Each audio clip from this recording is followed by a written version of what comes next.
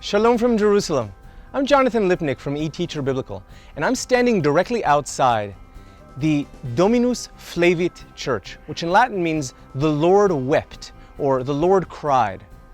In chapter 19 of the Gospel of Luke, as Jesus is making his way down from the Mount of Olives into the city of Jerusalem on Palm Sunday, he pauses for a moment, and he looks out at the Temple Mount, which you can see directly behind me.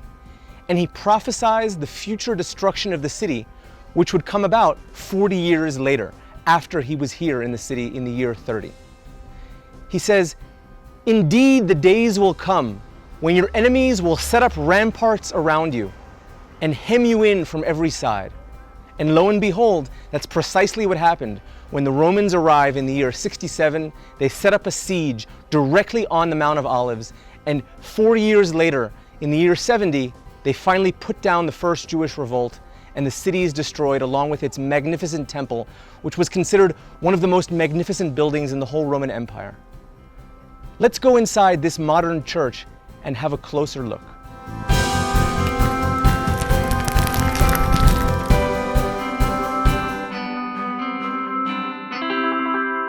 According to chapter 19 of the Gospel of Luke, on Palm Sunday, as Jesus is descending the Mount of Olives approaching Jerusalem, he pauses and looks out at the temple to cry over its future destruction.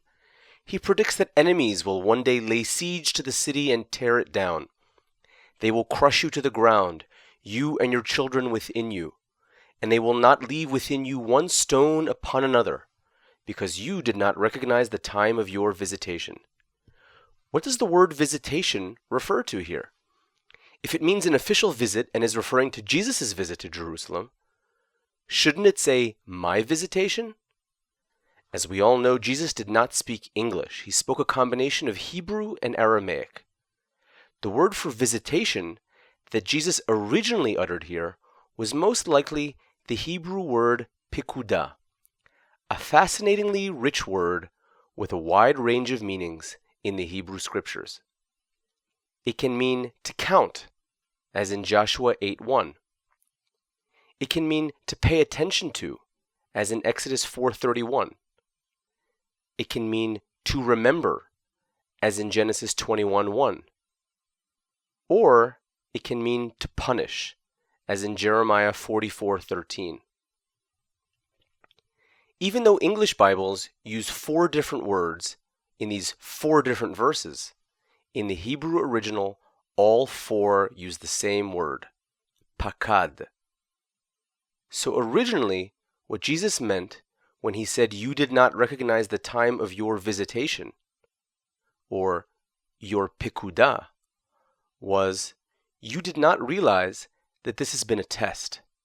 Several centuries ago, God allowed the temple to be rebuilt after it had been destroyed a first time by the Babylonians. And all this time, he has been visiting, watching you, counting you, remembering you, paying close attention to you. But you have misbehaved, and as a result, you will suffer the negative kind of visitation, punishment. If we read the same passage from Luke 19 in the original Greek, the same complex message is borne out.